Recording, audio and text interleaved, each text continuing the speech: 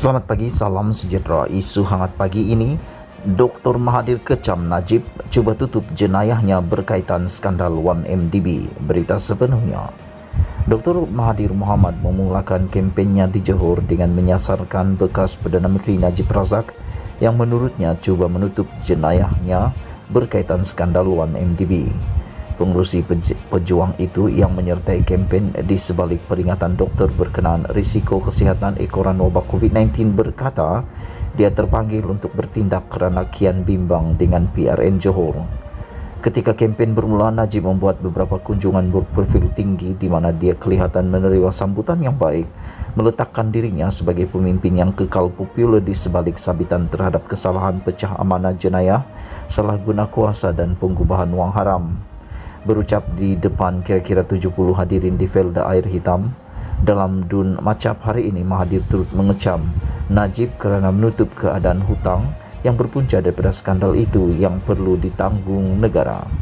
Di bawah pentadbiran Najib, 1MDB menerbitkan bon berbilion ringgit dengan sejumlah besar daripadanya diselewengkan. Siasatan turut menunjukkan ada yang disalurkan ke akaun peribadi Najib. Salah satu bon tersebut dijadual mencapai tempoh matang tahun ini. Malaysia perlu mengeluarkan AS 1.75 bilion atau RM 7.27 bilion untuk membayar prinsipal bagi bon 1MDB Energy Ltd paling lewat Mei 2022 dan AS 1.75 bilion untuk bon 1MDB Energy Langat Ltd paling lewat Oktober 2022. Kemudian pada Mac 2023, Malaysia perlu membayar AS 3 bilion RM 12.46 bilion lagi untuk bon 1MDB Global Investment Ltd.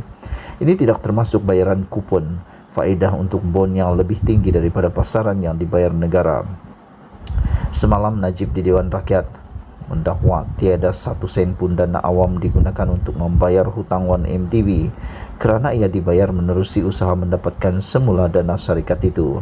Ini termasuk penyelesaian yang dicapai dengan Goldman Sachs atas peranannya dalam penyelewengan hasil bon 1MDB selain beberapa lagi institusi perbankan dan perakaunan. Menteri Kewangan Tengku Zafrul Abdul Aziz kemudian menyangkal dakwaan itu dengan berkata dana awam telah digunakan untuk membayar faedah hutang. Ketika pemimpin negara, Najib enggan mengakui penyelewengan yang berlaku dalam syarikat itu. Usaha mendapatkan semula dana dan aset hanya bermula setelah kekalahan BN pada 2018. Kerajaan sebelum ini menyatakan sebahagian dana 1MDB yang diperoleh semula hanya cukup untuk membayar hutang bagi tahun ini.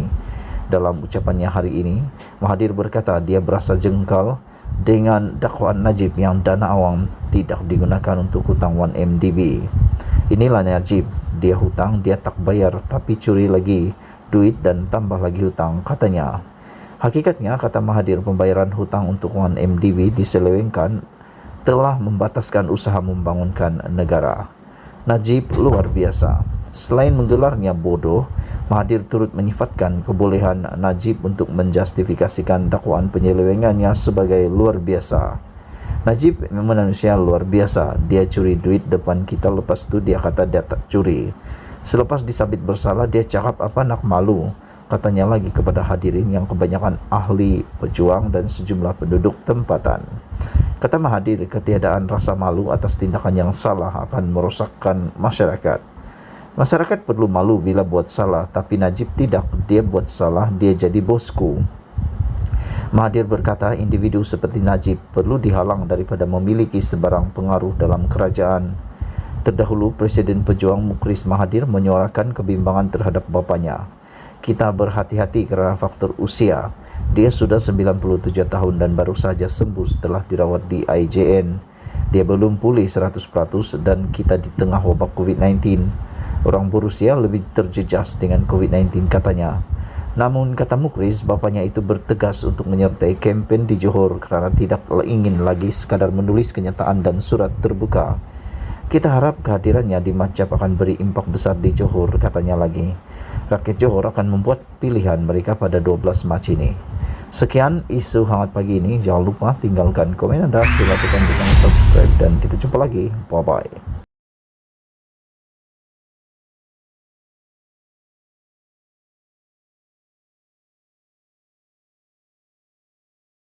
Selamat malam, salam sejahtera. Terima kasih karena bersama dengan saya di Nazilin Unity Channel. Ulasan tanpa sempadan, bongkar jangan tak bongkar, bongkar jangan malu-malu, bongkar sampai terlonde.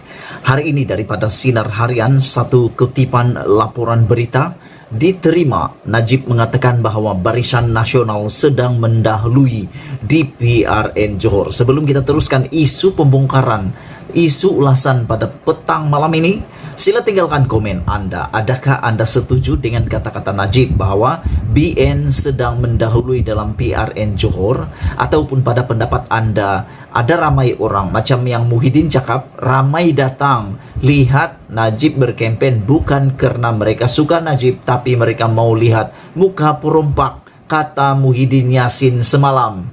Adakah apa yang dikatakan oleh Najib ini hanya bersandarkan pada pengamatan pemerhatiannya semata-mata bahwa ramai orang yang datang ketika beliau berkempen?